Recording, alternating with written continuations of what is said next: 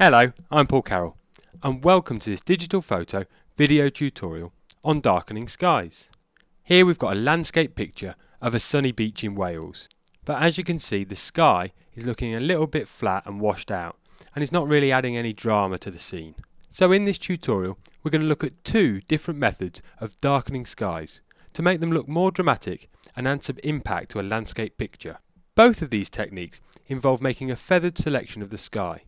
And in the first technique we'll be using a levels adjustment to add some saturation and boost the colours in the sky. Then in the second technique we'll be looking at using layer blending modes to see the different ways that they can affect the colours in the sky.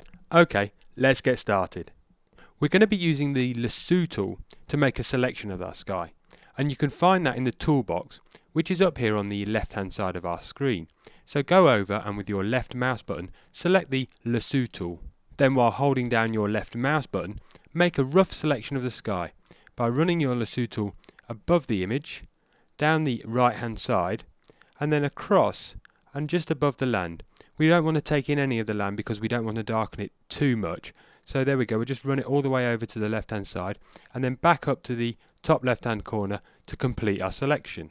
Now we need to feather our selection so we create a natural looking blend between the darker and the lighter areas of the sky when we apply our darkening effects.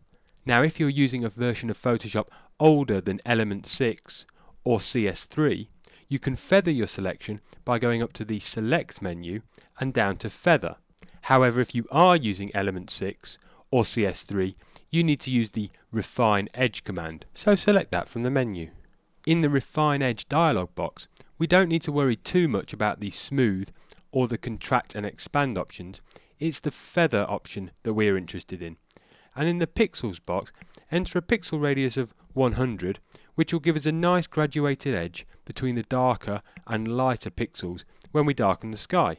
Okay, before I make a levels adjustment, I'm going to create a duplicate layer of my background layer, and I can do this by going up to the Layer menu and down to Duplicate Layer, and I'll just call the layer Levels and click OK, and that creates a second layer which we can apply the levels adjustment to and see the effect that it's having.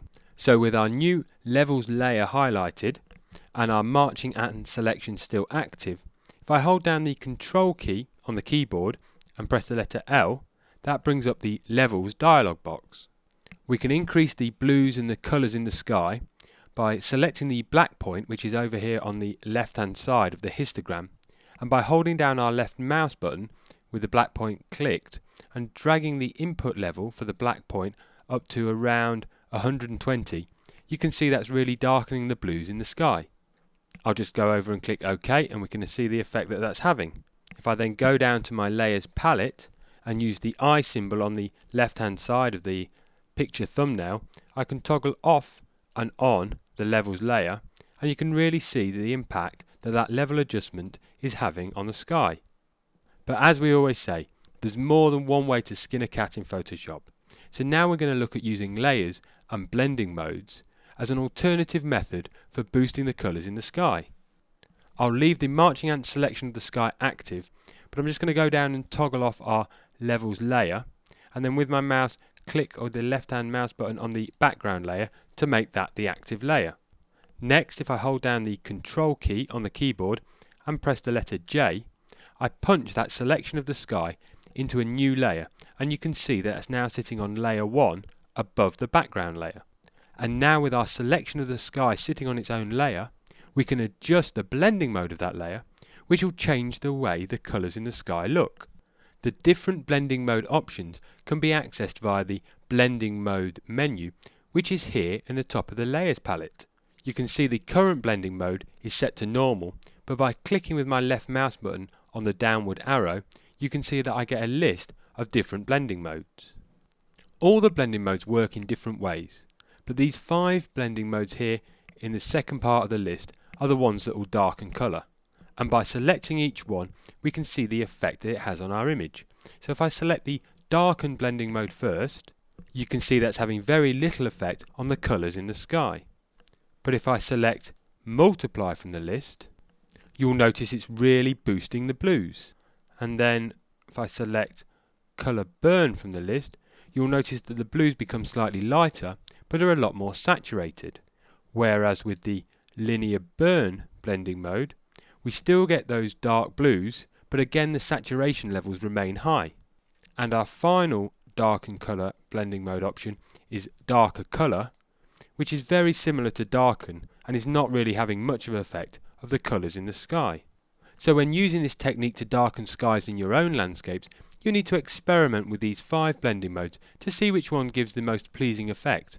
I personally liked linear burn on this image, so I'm going to select that from the list. An advantage of using this technique is the degree of control it offers. If you find the effect too strong, we can use the opacity slider, which will reduce the opacity of the layer and reduces the intensity of the colours in the sky. So you can see if I drop the opacity down to somewhere around 50%, we've really lightened those blues.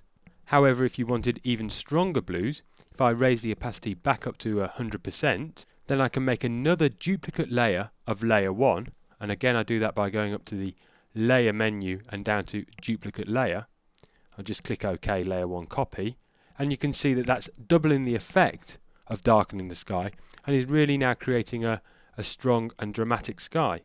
Although I think that's probably a little bit strong for this image, so by right clicking on that duplicate layer I can from the fly out menu go up to delete layer and click yes, and that'll delete that layer, and now I can reduce the opacity of my initial layer, and I'm going to take it to around 75% because I think that works best with this image. So there we are. I hope you've enjoyed this video tutorial on darkening skies. Give these 2 different techniques a go using the start image off the CD, and then you can apply the technique to darken skies on your own landscape images in the future. Cheers.